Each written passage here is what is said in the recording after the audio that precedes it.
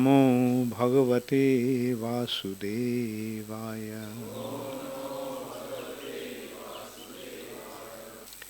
Srimad Bhagavatam, third canto. This third canto, chapter 31, entitled The Movements of the Living Entities, text 47. Tasman na karyaha santraso na karpanyam na sambhramaha buddhva jiva gatim dhiro mukta sangas chared iha tasman karya santraso na karpannang na sambhramaha buddhva jiva gatim dhira mukta sangas charediha. Tasmat, on account of death. Na, not. Karyaha, should be done. Santrasaha, horror. Na, not. Karpanyam, miserliness. Na, not.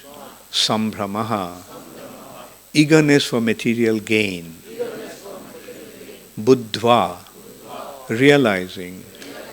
Jiva gatim, the true nature of the living entity. Dhiraha, steadfast. Mukta sangaha, free from attachment. Charet, one should move about. Iha, in this world. Translation by His Divine Grace Srila Prabhupada. Therefore, one should not view death with horror, nor have recourse to defining the body as soul, nor give way to exaggeration in enjoying the bodily necessities of life. Realizing the true nature of the living entity, one should move about in the world free from attachment and steadfast in purpose. Please repeat. Therefore, one should not view death with horror, nor have recourse to defining the body as soul, nor give way to exaggeration in enjoying the bodily necessities of life. Realizing the true nature of the living entity, one should move about in the world free from attachment and steadfast in purpose.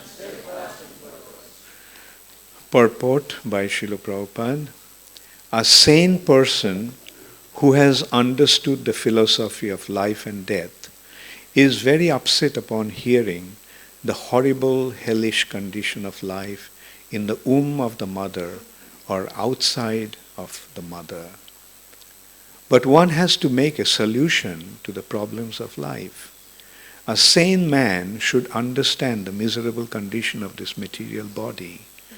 Without being unnecessarily upset, he should try to find out if there is a remedy. The remedial measures can be understood when one associates with persons who are liberated. It must be understood who is actually liberated. The liberated person is described in Bhagavad Gita as one who engages in uninterrupted devotional service to the Lord, having surpassed the stringent laws of material nature, is understood to be situated in Brahman. The Supreme Personality of Godhead is beyond material creation. It is admitted even by impersonalists like Shankaracharya that Narayan is transcendental to this material creation. As such, When one actually engages in the service of the Lord in various forms, either Narayan or Radha Krishna or Sita Ram, he is understood to be on the platform of liberation. The Bhagavatam also confirms that liberation means to be situated in one's constitutional position. Since a living entity is eternally the servitor of the Supreme Lord, when one seriously and sincerely engages in the transcendental loving service of the Lord, he is situated in the position of liberation. One should try to associate with a liberated person, and then the problems of life, namely birth and death, can be solved. While discharging devotional service in full Krishna consciousness, one should not be miserly. He should not unnecessarily show that he has renounced this world. Actually, renunciation is not possible. If one renounces his palatial building and goes to a forest, there is actually no renunciation, for the palatial building is the property of the Supreme Personality of Godhead, and the forest is also the property of the Supreme Personality of Godhead. If he changes from one property to another, that does not mean that he is renounced. He was never the proprietor of either the palace or the forest. Renunciation necessitates renouncing the false understanding that one can lord it over material nature. When one renounces this false attitude and renounces the puffed up position that he is also God, that is real renunciation. Otherwise, there is no meaning of renunciation. Rupa Goswami advises that if one renounces anything which could be applied in the service of the Lord and does not use it for that purpose, that is called Falgu Vairagya, insufficient or false renunciation. Everything belongs to the Supreme Personality of Godhead. Therefore, everything can be engaged in the service of the Lord. Nothing should be used for one's sense gratification. That is real renunciation. Nor should one unnecessarily increase the necessities of the body. We should be satisfied with whatever is offered and supplied by Krishna without much personal endeavor. We should spend our time executing devotional service in Krishna consciousness. That is the solution to the problem of life and death. Hare Krishna. Thanks for this opportunity to have this opportunity to come and speak on Srimad Bhagavatam, especially on Srila Prabhupada's purport. When I was given the verse, along with I was given the theme also, renunciation. I thought it was very nice. That way the speaker gets an understanding about what to speak on, and the audience also gets an understanding what the topic is being discussed.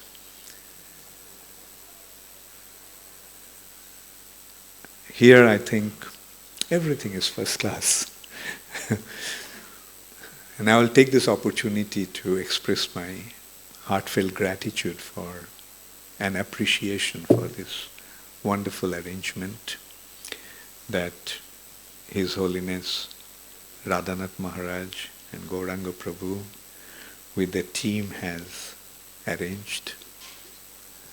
While we are driving here, Ramai Maharaj was also appreciating how everything is first class here.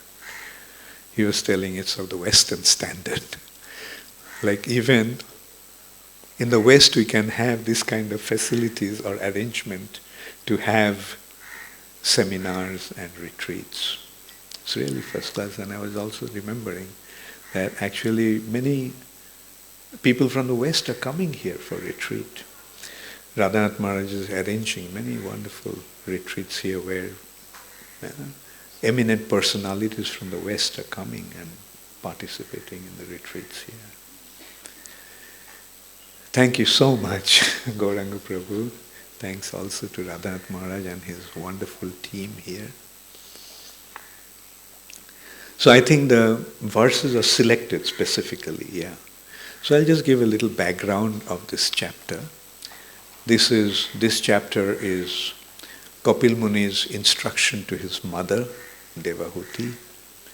And here he is describing the movement of the living entities, starting from how the mother conceives the child in the womb, conceives the spirit soul in the womb, and then how gradually the body develops.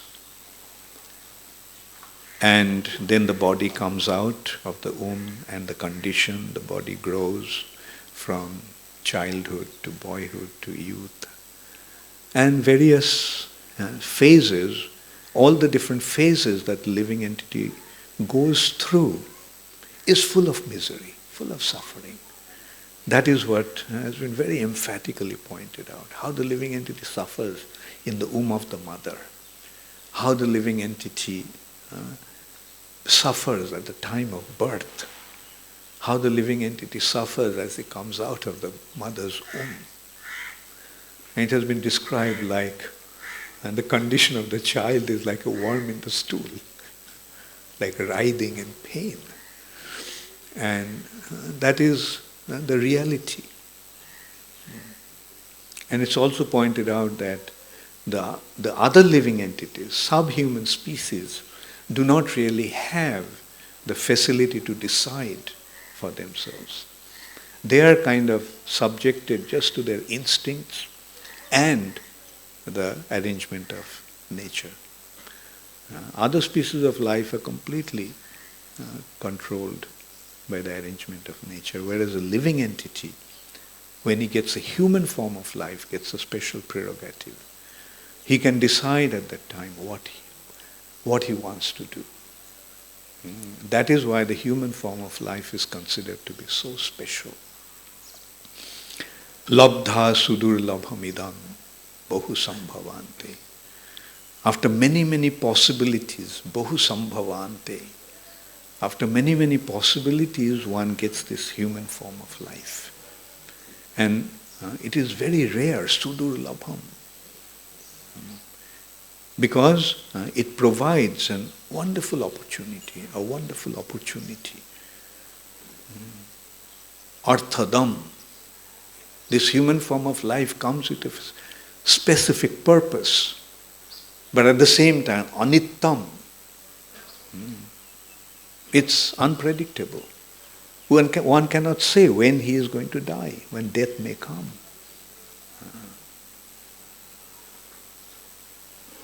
It also has been pointed out, bahunam janmanam ante. Bahunam janmanam ante. After many, many births, Gyanoban mang prapaddate. That is the goal of life. Prapatti, surrender to the Supreme Personality of Godhead. And who can surrender? Gyanavan, one who is situated in proper knowledge. The Vedas are giving the direction. Vedas are not straight away saying, give up everything. Vedas are preparing ones to come to that platform. Vedas are going through the karma kanda. When one is in the bodily platform, then he wants to enjoy bhakti. When one is in the bodily platform of life, when one considers his body to be his self, he wants to enjoy through sense gratification. But then when he comes to the intellectual platform, then that is the Jnanakanda section. That part of the Vedas are leading him to mukti, liberation. Bhakti and mukti, liberation. But Prabhupada is pointing out here that the Vedic understanding is that liberation is, or renunciation is of two kinds, negative and positive. There is an endeavor for negative liberation. Like a prisoner thinks that going out of the prison is the goal of life. And if he tries to escape from the prison by digging a tunnel or scaling the wall, he may get out of the prison, but he is not really going to be free. The police will be after him. So that is the negative liberation. But the positive liberation, the real way to get out of the prison is appeal to the king. I'm sorry, I made a mistake, and I promise I'll never do such mistake, never commit such mistake. I'm surrendering myself unto you, and I'll simply serve you, I'll abide by your laws, and so forth. Then the king says, okay, fine, release him. The king may not release him straight away. The king, after receiving that appeal, the king may send a message to the prison authorities. The such and such prisoner has made this appeal, so watch him, how he is behaving. And so the prison authorities start to watch him, and also at the same time starts to treat him in a special way. And when they see that he is acting properly, then they use him as a role model to demonstrate to the other prisoners that look, act like him, behave like him, and you'll get also these facilities. And then the king gets the report, he is acting so nicely. And then the king feels, well, I need a good servant. So the king says, okay, send him to my palace. So that is the positive liberation from prison to the palace of the king. And even when he is in the prison, he is not treated like a prisoner. He is treated in a very special way. So that is the positive liberation. And so that's why the ultimate goal of life is prapatti, surrender. Jnanavan mang prapaddate.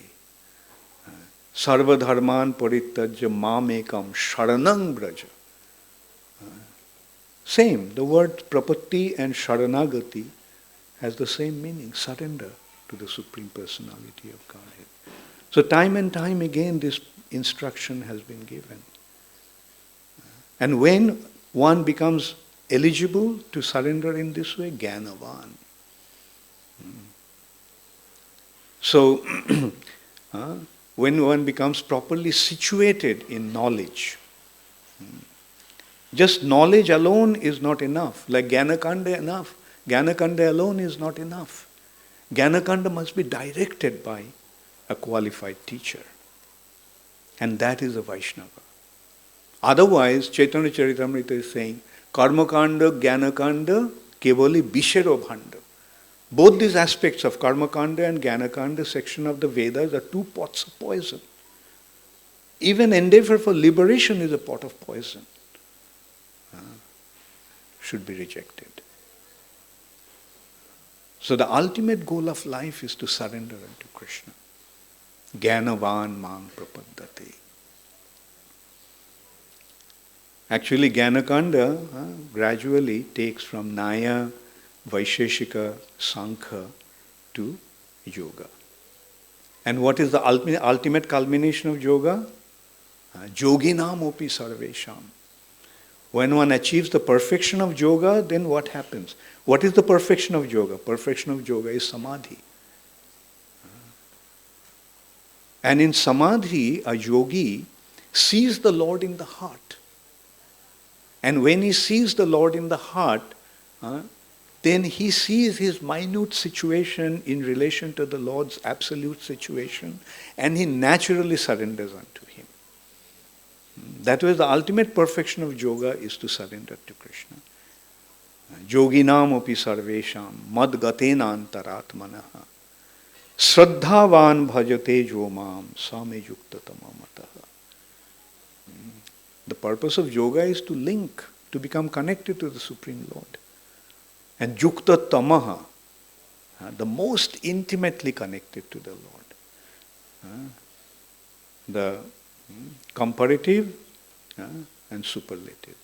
Jukta, Jukta Tara, Jukta Tama. The most intimately connected. Jukta Tama Mataha. So he is the real yogi. And that is the perfection of yoga. When one surrenders unto the Supreme Personality of Godhead, then his actual objective is fulfilled. Otherwise, it's all different rungs of elevation, coming from one level to another. But ultimate level, the ultimate platform, where the ladder is taking us to the platform of surrender to the Supreme Personality of Godhead. And that is what Sri Chaitanya Mahaprabhu has given. Shri Krishna Chaitanya Prabhu Jibe Daya Kori Shaparshad Shiyodham Shaho Abotori Uttanto Durlabho Prem Koribare Dan Shikhaye Sharanagati Bhakotero Pran. Very mercifully, Sri Chaitanya Mahaprabhu came in order to distribute Krishna Prem. And in order to do that, he is teaching the living entities the process of Sharanagati. Shikhaye Sharanagati Bhakotero Pran, the life and soul of devotion. And that is the Anarpita Charing Chirat of Sri Chaitanya Mahaprabhu, the mercy, the gift that he has never given before. In no other incarnation, the Lord has bestowed this mercy upon the living entities. The direct access to the Supreme Personality of Godhead through love. The Jukta, the means of connection, is actually love. Love is the means through which we become connected to others. It is through love we come together, and through hatred we become separated. So if we want to become connected to the Supreme Personality of Godhead, the way to do it is by offering our love to Him. Love is there in everyone's heart, and the exclusive purpose of that love is to offer it to Krishna. Otherwise, until we become Krishna conscious, until we come to the platform of this prema bhakti, then we try to offer this love to different other objects, different other entities, different other personalities. But no matter wherever you repose our love, our heart never becomes satisfied. Only when you offer it to Krishna, then Jayatma Suprasidati. Then the soul becomes completely prasidati, completely satisfied. So that is the real objective of life. And as Prabhupada pointed out, there is no way we can renounce. What are you going to renounce? We can renounce something if it belongs to us. To begin with, nothing belongs to us. So where is the question of renouncing? The ultimate consideration is actually to recognize who things belong to, who everything belongs to, and then offer it to Him. In that respect, Prabhupada gave a very nice example. There are three types of people. One person sees a bag of gold or a bag of money, whatever, lying on the street. He picks it up, goes away. He's a thief. There's another person who sees that bag of gold, but he considers it doesn't belong to me, so I won't take that. It's a little better. But the third person, he sees the bag of gold lying there, so he opens the bag, finds the address of the owner, and gives it back to him. Now, out of these three persons, who is the best? So devotees are the one who recognizes who everything belongs to and offers it to Him. And that's how it has been pointed out, as Prabhupada mentioned, that Rupa Goswami is speaking about two types of renunciation. One is a false renunciation, and the other is the real renunciation. False renunciation, prapanchika taya buddha hari sambandhi vastunaha mumukshubhi parityaga vairagyam falgu kathate. Prapanchika taya buddha, considering that things are prapanchik, material. And in a mumukshubhi, in order to achieve liberation, transcending the material nature and enter into the spiritual nature, he tries to reject that is material in order to achieve liberation or go out of this material nature. But that is vairagyam falgu kathate. That is false renunciation, falgu vairagya. But what is the positive renunciation or actual renunciation? Anasaktasya vishayan yatharham upajunjataha nirbandha krishna sambandhe yuktang vairagyam uchyate. Anasaktasya, detached. Nothing belongs to me, so I am not attached to anything. Anasaktasya vishayan. Vishaya, although these are the objects of the senses,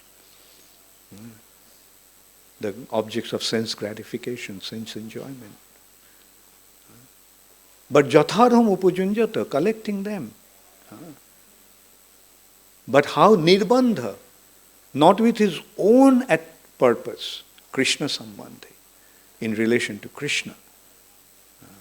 Whatever is needed in pleasing Krishna, serving Krishna, promoting Krishna consciousness, we'll use them. And that is real renunciation. And that is Sankirtan. The word Sankirtan is a combination of two words, Samyak Kirtan. Then Samyak Kirtan can have two connotations. One is Bahubhir Militva Jat Kirtanam. When many people get together and chant the glories of the Lord, that is one aspect of Sankirtan. But there is another aspect of Sankirtan, using everything in the service of Krishna. Samyak, total.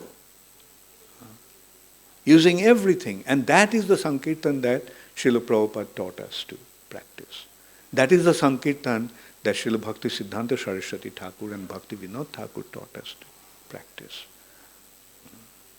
That everything in the service of Krishna, everything for the sake of promoting Krishna consciousness. Therefore, in that Sankirtan, what is the Brihat Mridanga? Not small Mridanga, Brihat Mridanga. The printing press. To carry the message through the books and to distribute it all over the world. So that is the real Sankirtan. And that is what Srila Prabhupada established through his ISKCON. The Brihat Mridanga has become even bigger and bigger. And the sound of the Sankirtan is spreading all over the world. So this is Srila Prabhupada's wonderful gift to this world, and this is how the world is being, the spiritual concept of the world is being revolutionized. Even Mahaprabhu's teachings is having a broader understanding and purpose.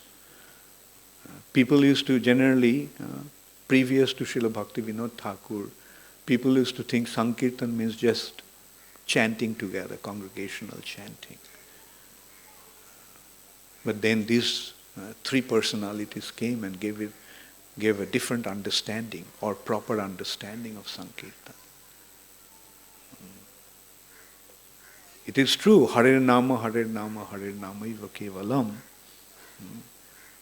The chanting the holy name of the Lord. But then also it has two aspects.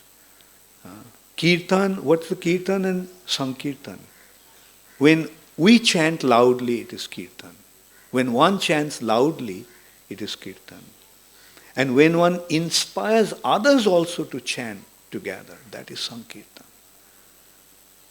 And that is our purpose. Not only that we are going to chant, we are going to inspire everyone else to chant. And that's why preaching is so important. That's why book distribution is so important. That's why cultivation of our members is so important. Engage them in this unique yajna, unique sacrifice. That's another thing. It's so many revolutionary concepts developed through Sri Chaitanya Mahaprabhu. Previously, people used to think that yajna means just fire sacrifice. But Mahaprabhu gave a different kind of yajna. Yajna is sankirtana prayayit. Not just fire. Offering in the fire, the hobby or the ingredients of offerings. But engaging everyone in glorifying the Supreme Personality of Godhead. We can go into the spirit of it. What is the purpose of offering hobby in that haban? The ingredients of sacrifice in the fire, in the sacrificial fire. To please the Supreme Personality of Godhead. Sangsiddhir haritosanam. The glorifying the Supreme Lord and pleasing Him. But this is a direct way of glorifying the Lord and pleasing Him. That's the difference. It's a direct way. What will please the Lord more than spreading His glory?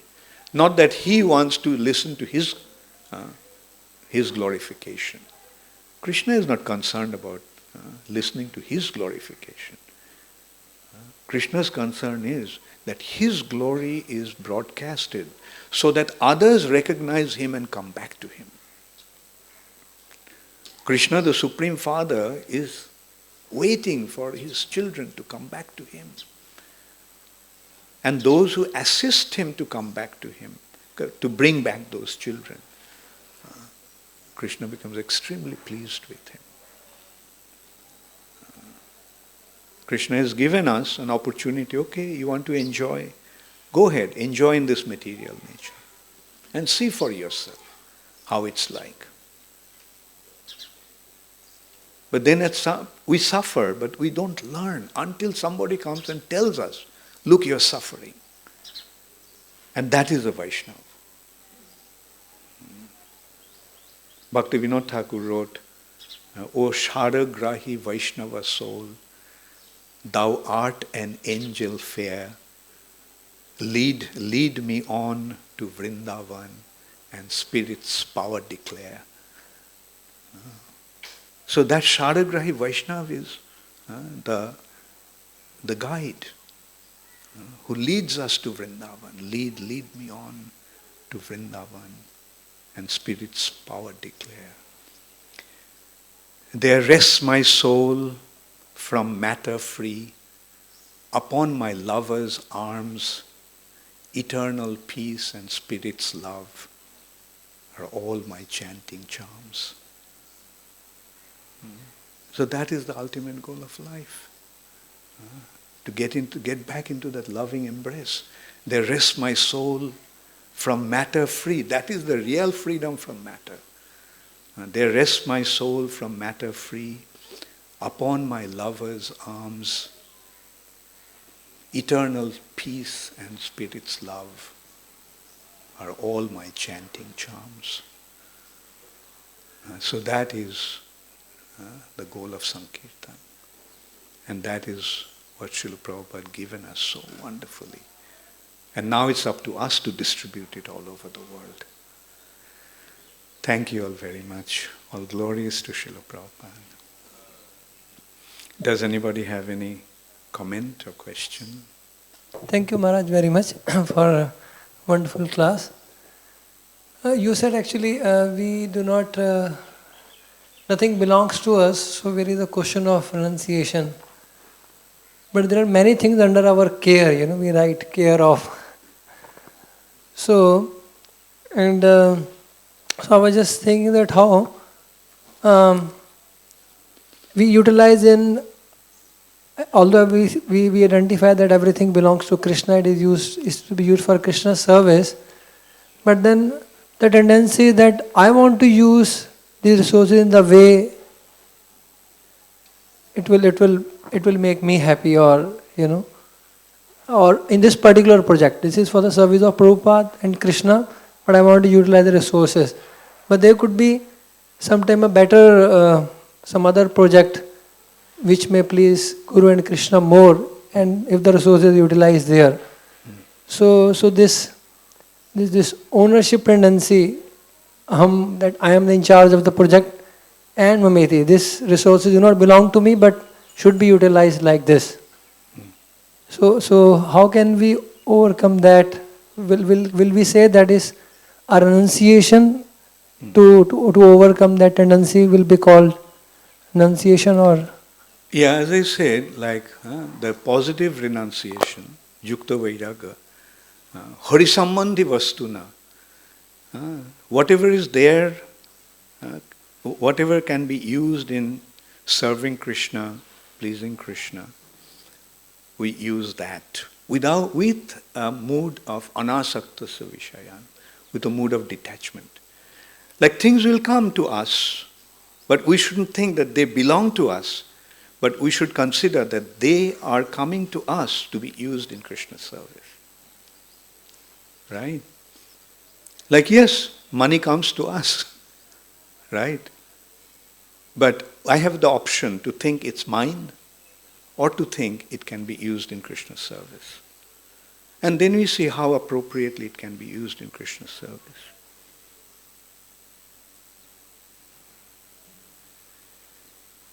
Okay, does it answer your question? Thank you. Yes. Yeah, the mic. I'm just paraphrasing his question, Maharaj. I have some money, and there are 2 projects. And I think I can do with this money something better than these 2 projects. This is Krishna conscious, this is Krishna conscious. This third one is also Krishna conscious. So how to convince these 2 people who are doing 2 projects, we can do a third project, combined efforts, and there is a better project to do. How to have a win-win cooperative discussion, and at the same time maintain this renunciation. Okay, the first consideration is use your intelligence. Hare Krishna. And if it doesn't work, ask your spiritual authority. These are the 2 spiritual solutions for that. And then you stay free from... One step forward, if you go, the spiritual authorities also have a difference of opinion. And each one is pulling my money for his own project, and it is better to do here or here. And then we, third generation, are getting into a sectarian mindset. Okay, I will only give to this project, or I only give to this project. And where that renunciation is not there, but we are getting an attachment within the spiritual society. How do we address that? Well, you see, the bottom line, as you said, is attachment. The consideration is to what extent we are detached from that, right? Like, if I think it's my money, I must decide, and, if I don't want, I'm not going to give it to this project or that project. And that is, that's why we have to use our intelligence and wisdom. Like, which project is more important?